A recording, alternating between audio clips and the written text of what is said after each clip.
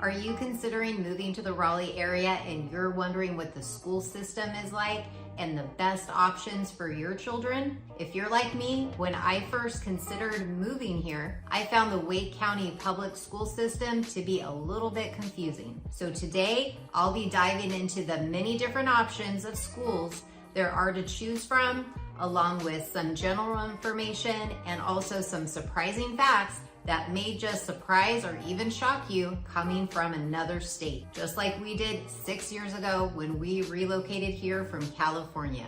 So make sure to stick around to the end. Okay, let's just go ahead and jump right on in. Wake County schools are ranked second best in school districts in the Raleigh area. The school system covers Raleigh and the majority of surrounding suburbs with just under 160,000 students with over 20,000 faculty members and around 193 schools with an average teacher to student ratio of 15:1. A few websites I found helpful when researching local schools when we moved here were carolinaschoolhub.com and also niche.com. Aside from Wake County public schools, there's also other options to choose from, like magnet schools, charter schools, and even private schools. Now, all the schools offer either traditional or year-round schedules. Schools typically run from mid-August to early to mid-June, while year-round schools have 4 different tracks to choose from that rotate on a 9-week on and 3-week off with holidays worked into the schedule, which is actually the schedule that my daughter's on. And it's nice because she has a little break throughout the year and she also doesn't get bored being home for all the months in the summer. The Wake County public school system curriculum is set by the state of North Carolina and is based on the Common Core learning standards. Wake County has also adapted the EL education curriculum for language arts and the Open Up Resources and Mathematics Vision Project for math. A pro about the public school is, of course, it's free. It is paid with our tax dollars, and with bigger school size, your kids will also have more options when it comes to, say, sports and other extracurricular activities. When it comes to magnet schools,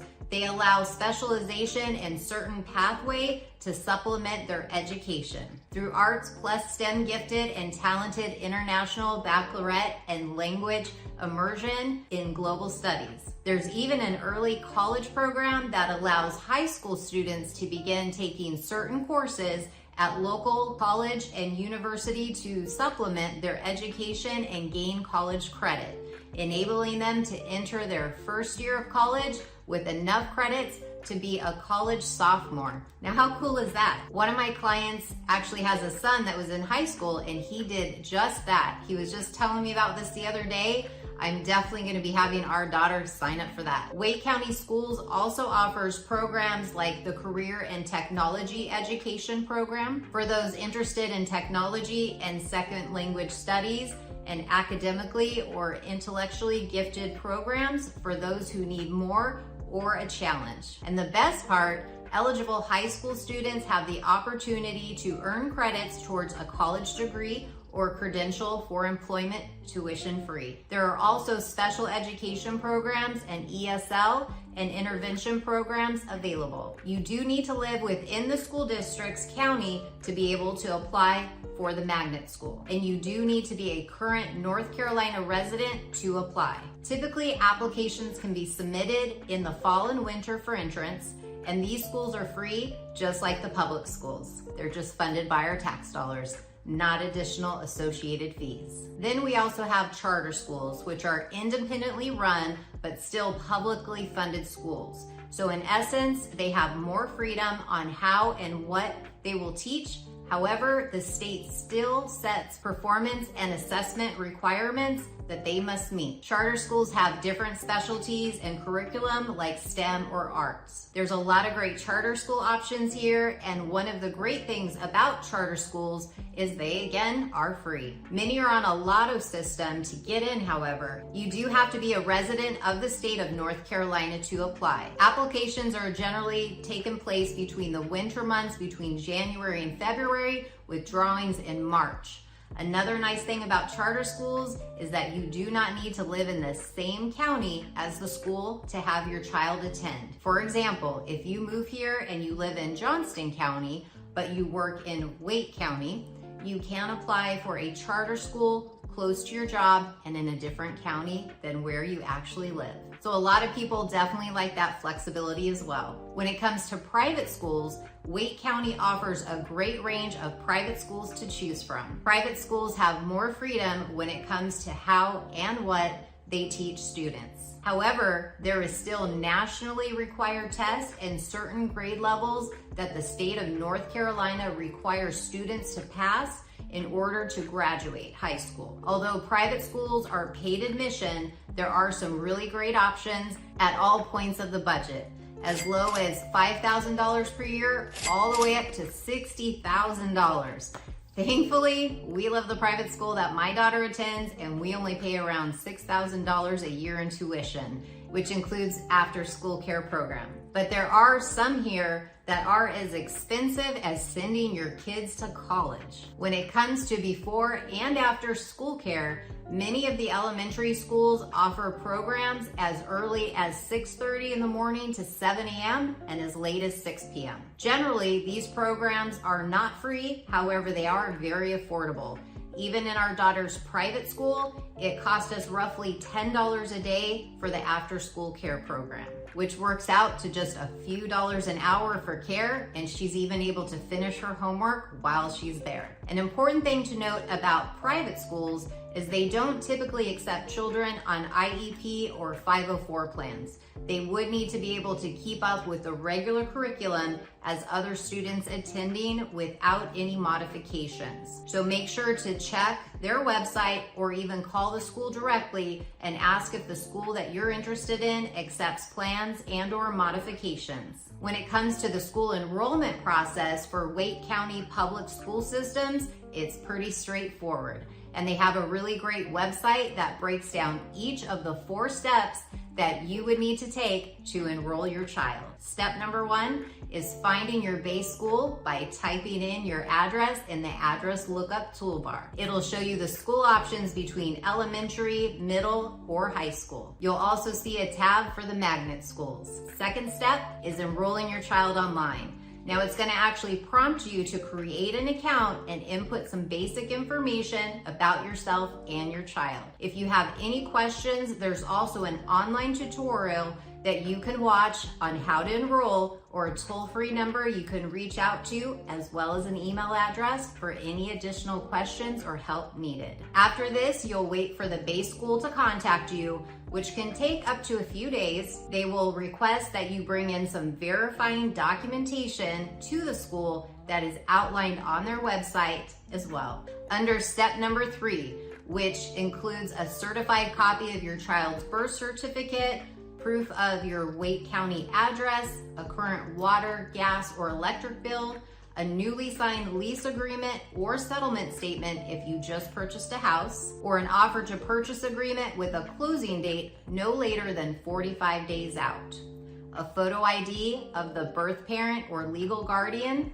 your child's immunization record, and any custody documents. Finally, step number 4, state law requires every child entering public schools in North Carolina for the first time to receive a health assessment, which must occur within 12 months prior to entering school. The website also has a link for the form, and the website goes into more detail regarding state laws on vaccinations, and if you're enrolling an international student, you may need to register them through the Wake County Public School Center for International Enrollment, also known as CIE. Once you've gone through the entire process, you'll receive your child's student ID. If you want to apply for a magnet school or early college school, you will need to do this separately after applying to your base school. You'll find all the instructions and tutorial videos on the website, and it's pretty easy to follow the way they have it laid out. But again, you can always reach out to the number listed on the site if you need further help. Many parents will choose to apply to multiple magnet schools, and you're able to choose up to 5 schools, I believe, and 2 year-round schools to be considered for. You can also select your preferred track selection, and another important factor to consider is transportation.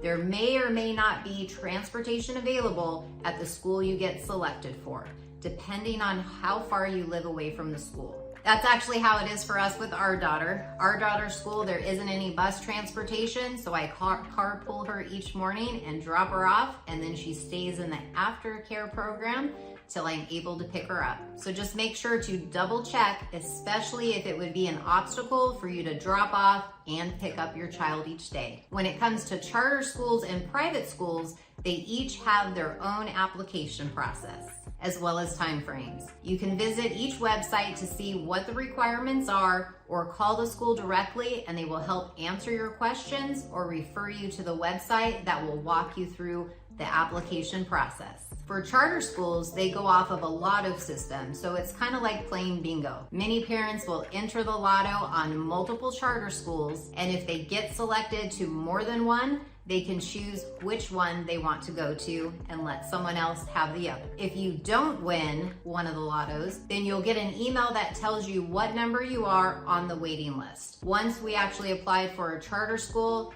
and we were number 79, and we thought there is 0 chance that we are getting in this school.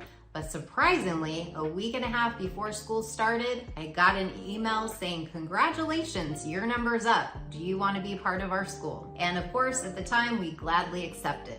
So definitely don't give up your hopes if you're on a wait list, because there's still a shot. When it comes to private schools, some are harder to get into than others. And many have pre-interviews with the children and testing both in person and or online to be considered for entry in the school. Some will also require an upfront deposit for registration and to start the application process. Now, earlier I mentioned I'd have a surprising fact about the schools here. Now, if you're like us and you moved from an area where you get a school assigned to you based on the neighborhood you live in, you'll be surprised to find out that might not be the case, especially in Wake County. Now, what do I mean by that? Say you thought you would buy a home in a particular community because it's tied into a particular school. Your child may or may not actually initially get into the school due to it being capped. Now, capped means the school is at capacity and unfortunately, they can't accept any more students.